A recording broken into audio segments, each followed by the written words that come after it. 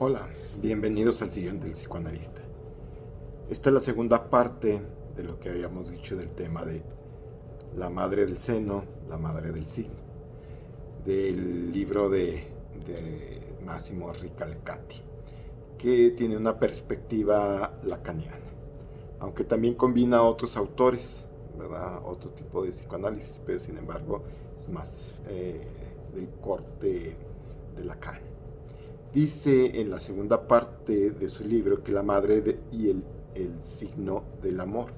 Es un capítulo también muy interesante, donde para Lacan la madre del signo no da lo que tiene, sino que da lo que no tiene. Esta expresión es muy habitual, digamos, en Lacan, o sea, que da, da amor. ¿Qué quiere decir amar a alguien? Lacan sostiene que amar a alguien es dar lo que no se tiene, porque dar lo que sí se tiene pues es simple, sencillo. Por ejemplo, sucede que en la caridad, sucede como en la caridad, ¿no? Me privo de un bien, pero esto no significa amar.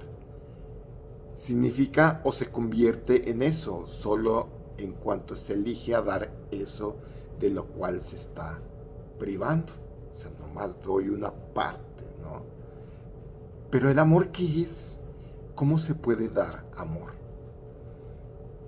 No es como recordemos en la estampita de San Martín Caballero, que él da una parte de su capa, o sea, no da toda su capa, sino nada más da una parte de su capa.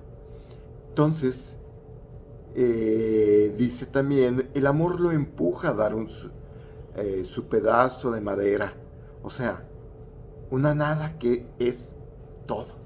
O sea, no es nada, pero a la vez es todo, ¿no? Así es el amor. De este modo sacrificará su vida por la de otro. Podemos también pensar en dos amantes que se reencuentran después de un periodo de separación. Una pregunta a la otra. Uno, o sea, pregunta al otro, ¿no? Como ustedes lo quieran tomar. Si se ha sentido su falta durante su ausencia. O sea, ¿te he faltado? ¿Te has acordado de mí? ¿Me has extrañado? Es prácticamente, ¿no?, sobre la falta que han logrado o no han logrado suscitar en el otro con O mayúscula. En la anorexia, por ejemplo, el otro no ha dado el signo de su falta, ha dado solo el signo de su presencia. O sea, solamente la presencia. La anorexia, entonces, un modo de recuperar el signo de la falta es rechazando el seno, el objeto, la cosa, suponiendo el otro en la esquina. En la bulimia, en cambio, se verifica el comportamiento opuesto, ya que no ha habido el signo del amor, el don del amor.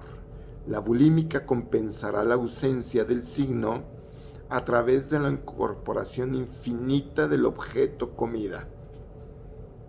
En la demanda del amor, la madre suficientemente buena, como hemos visto, es que aquella que ha alternado el seno y el signo. Entonces, la madre que no ha tolerado el nombre del padre, que ha abolido la función paterna, es la madre del seno que excluye el signo. ¿Verdad? Aquí también lo que nos está mencionando Ricalcati, cómo esa parte, ¿no? Estamos hablando sobre la madre del signo, la madre del seno. La madre del seno es la que da todo, o sea, no da pauta a una ausencia, o al revés, ¿no? O sea, siempre está la ausencia y no da a una pauta a una presencia, una pauta en el modo de significarlo, ¿no? Que a veces está, a veces no está, y eso se ve principalmente pues en nuestra actualidad. O sea, toda una serie de niños frustrados, bueno, más bien que no pueden frustrarse, o sea, pues no alcanzan a frustrarse, no alcanzan a saber si eso es el límite de la frustración, si realmente están frustrados. Niños súper atendidos, niños que no pueden tener un pequeñito dolor o cualquier significación, cualquier cosa, o niños que están totalmente, digamos, en un abandono y no se dan cuenta. ¿Por qué? Porque el abandono, a pesar de todo, no es tácito. O sea, está la madre o está el padre, etcétera, pero no hay la significación de ese abandono, porque estoy pero no te veo. Estoy pero estoy en otro lado. Estoy pero estoy pensando más en otra cosa, etcétera, ¿no? Entonces también aquí nos dice, por ejemplo, la anorexia es eso, o sea, si es yo vaciarme y tener una falta, o sea, simbólica. O sea, ¿por qué? Porque, por ejemplo, vemos la bulimia. Entonces, ¿cómo para llenarme? Para tratar de tener, y luego, como esto no me representa lo que es la falta total, entonces lo vomito precisamente. En la práctica he tenido pacientes de ambos, ¿no? Tanto anorexias como bulimia. Es mayor los casos en mujeres que piden ayuda, ¿no? En la parte de anorexia. También hay hombres muy anoréxicos, hay hombres que también lo tramitan de otra forma, malamente, pero se tramita de otra forma. Recordemos que, por ejemplo, aquí en el estado de Chihuahua, el mayor número de suicidios pues es de hombres, ¿no? Y estamos aquí en Chihuahua, el estado, yo vivo en la frontera. Entonces volvamos a Recalcati, que nos dice también este punto: la madre que no ha tolerado el nombre del padre, que ha abolido la función paterna, es la madre del seno que excluye el signo. O sea, para no confundir las cosas, es demasiado, la forma en que lo está escribiendo, pues a lo mejor no todos lo podemos, cuando estamos entrados al psicoanálisis, que este es uno de los motivos de este canal, ¿no? La difusión del psicoanálisis. Una cosa es la psicología y otra cosa es el psicoanálisis, es el análisis de la psique, ¿no? Entonces, menciona que la madre que tiene a su cachorrito, a su bebé, tiene ese, digamos, vamos a ponerle como poder de decir: es mío, esto es mío, o sea, el cachorrito bebé, esto es mío y solamente mi ley es la que se aplica. O sea, no hay ley ninguna que se aplique a lo que esa persona es. Entonces, cuando menciona que el nombre del padre, no quiere decir que haya un papá físico. Que pueda haber, pero a lo mejor ese papá físico puede estar ausente también. O puede estar, pero está ausente. O puede no estar. O puede que sea una madre soltera y que a veces hasta la abuela, el tío, un hermano, etcétera, haga la función de paternal, digamos, ¿no? O sea, más que paternal, de un segundo. O sea, porque puede ser un padre soltero que eduque, que esté con su hijo, ¿verdad? O sea, padre o madre soltero, definido el sexo, sino que es el que tiene o la que tiene todo el poder de sobre el niño, sobre el cachorrito, ¿no? Vamos a llamarle niño, niña, cachorrito. Entonces tiene todo el poder, y cuando se ejerce otra ley es cuando esa persona, el cuidador número uno, permite también que haya otro tipo de ley, ¿verdad? No solamente lo refiere a una segunda ley como el padre, sino que la ley también de la sociedad. Una madre puede decir en su absoluto poder, decir: no, yo no lo saco a pasear, yo no lo saco ni a que vea el sol porque me da miedo y no quiero que le pase nada. Sin embargo, puede llegar abuelita, puede llegar mamá, mamá del cuidador, y decir: oye, pero mira lo que aquí dicen los expertos, o dice, yo así te cuidé, así me cuidó mi abuela, así me cuidó la generación tras generación, que nos dé un poquito el sol, o que no se mueva, ¿sí? Es dejar o no dejar que entre esa nueva ley. Porque si no dejas que entre también esa, o sea, si no cuestionas a veces tus propias, a tu propia autoridad, entonces sería exactamente lo que Riquelme dice, una madre del seno, o sea, intolerante, que no puede significar lo que es una falta, ¿no? Entonces, continuamos con la lectura. Dice, el nombre del Padre no tiene un valor en sí, no hay un valor en sí, pero su eficacia está sostenida por la palabra de la Madre. El valor del nombre del Padre depende de cómo una madre habla a los hijos del Padre. O sea, vamos a volverlo a poner en claro. Cuando se dice nombre del Padre no se está refiriendo al papá José, Juan, Pedro, Pancho, etc. No. Sino a un segundo elemento. O sea, el primer cuidador puede ser la madre. El segundo cuidador puede ser el padre, puede ser la abuela, puede ser una hermana, etcétera, etcétera, ¿verdad?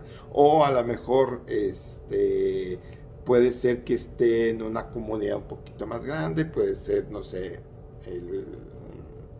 una persona adicta a esa.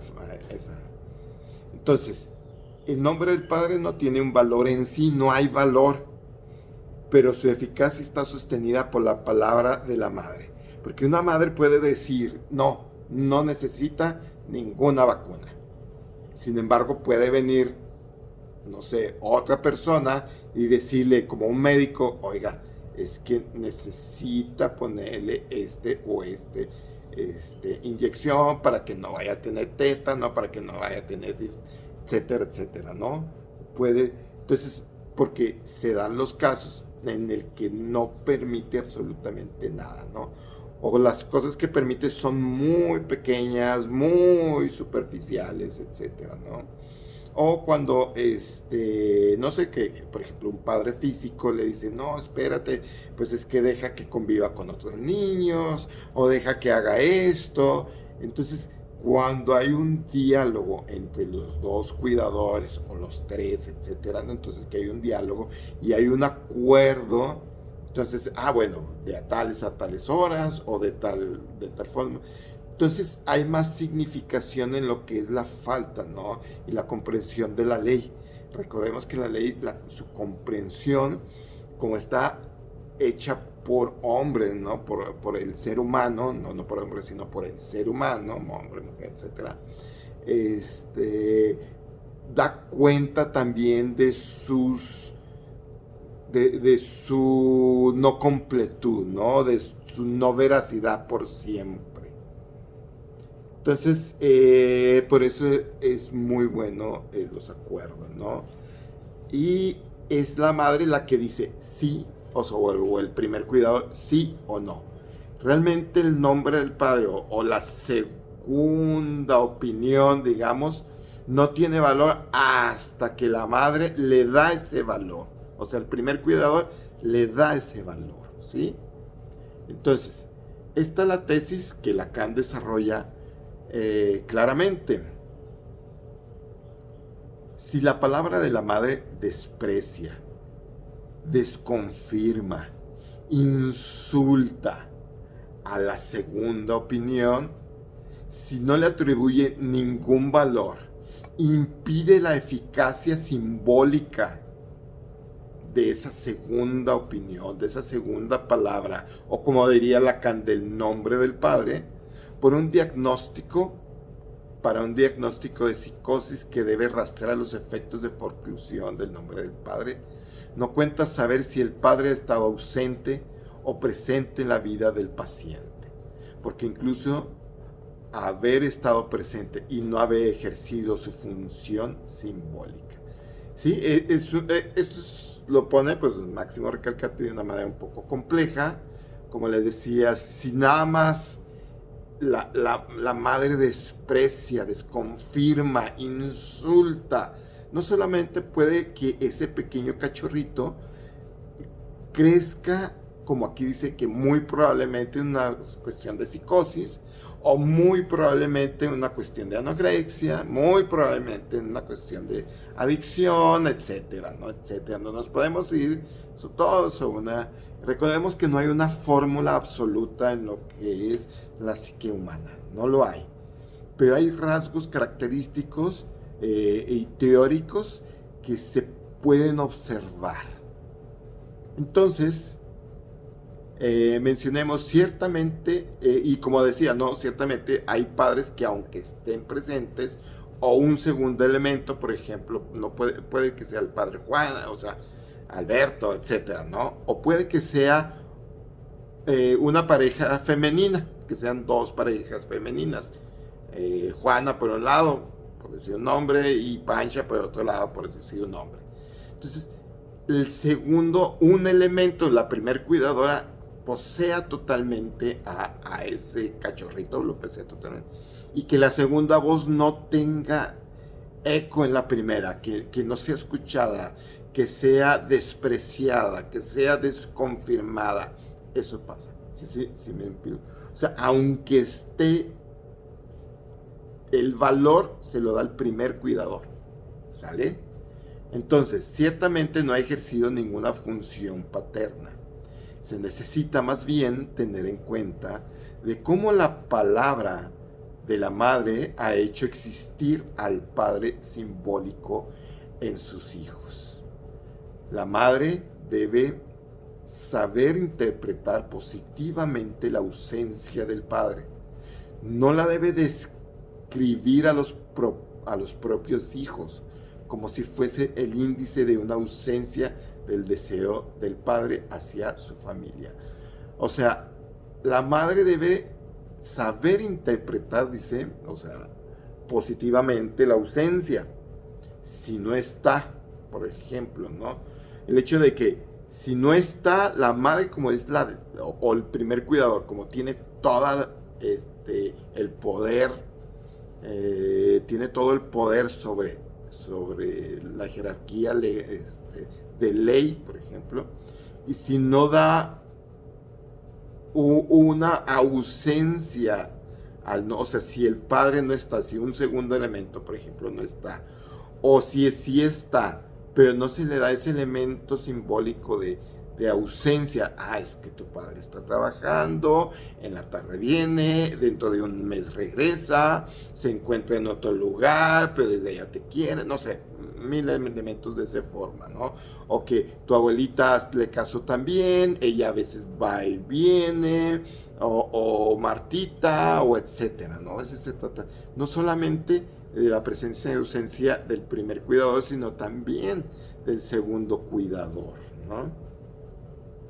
Independientemente, o sea, si hay otra situación compleja de pareja o eso, ese es otro boleto, ¿no? Estamos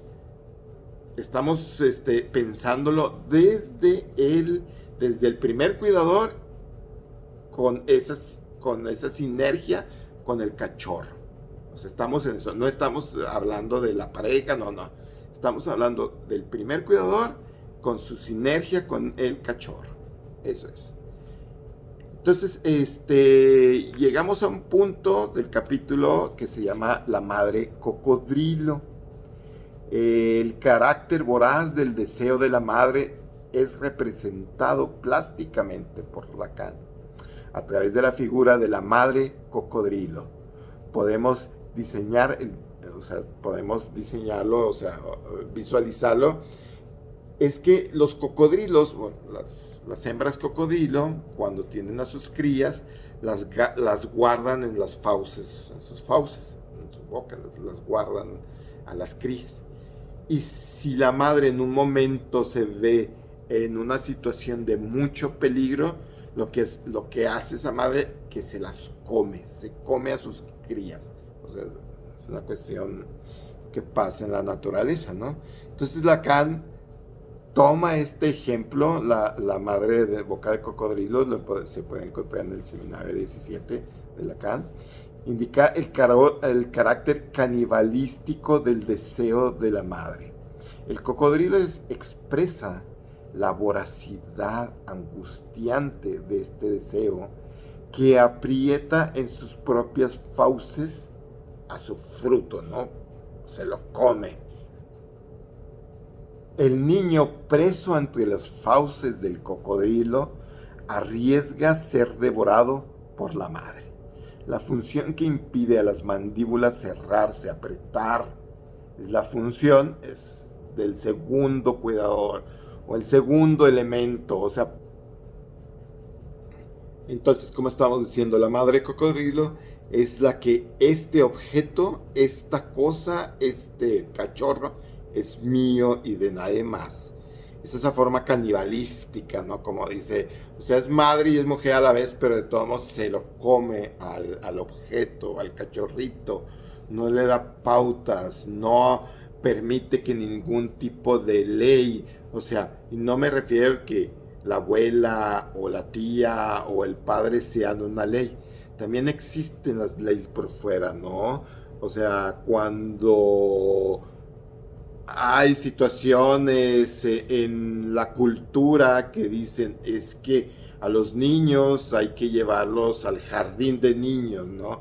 Hay que llevarlos al kinder, como estamos diciendo, hay que llevarlos a la primaria. Es una cuestión también de ley, y que una persona no permita que nadie lo vea, que nadie lo toque, por decirlo así, al bebé. Esa es la madre canibalística, ¿no? Que no permite nada, que no permite que llore, que no permite que nadie lo vaya a ver, etcétera. Entonces estamos hablando de una madre canibalística. Dice, continuamos en un contexto familiar suficientemente bueno. El nombre del padre frena el deseo canibalístico de la madre, separando el ser de la madre del ser de la mujer. Entonces esto es muy interesante porque le quita un poquito el complemento de madre absoluta, y también le da ese punto de decir, bueno, es que no nada más eres madre, eres también mujer.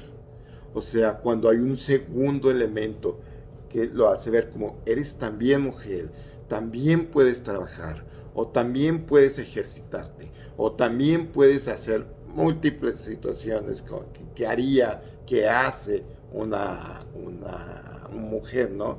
Y que no sea que no se vuelva en una madre absoluta para ese cachorro.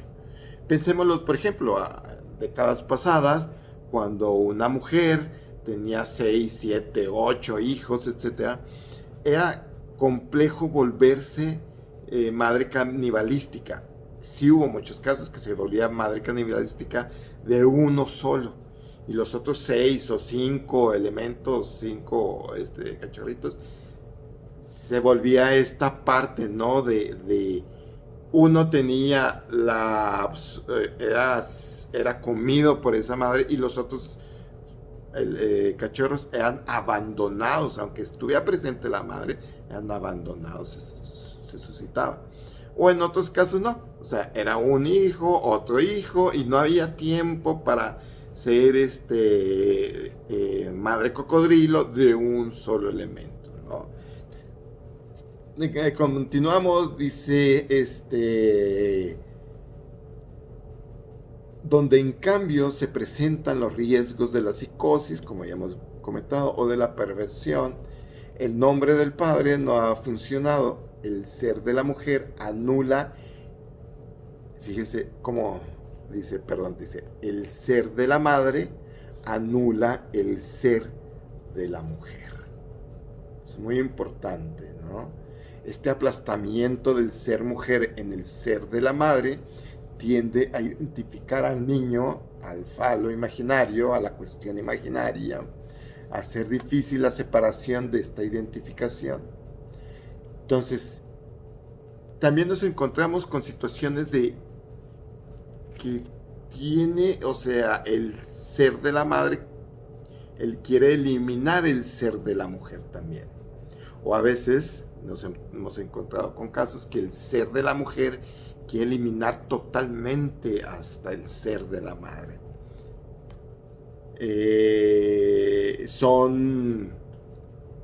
En la práctica son diferentes tipos, digamos, de analizantes, de pacientes, o como se le quiera decir.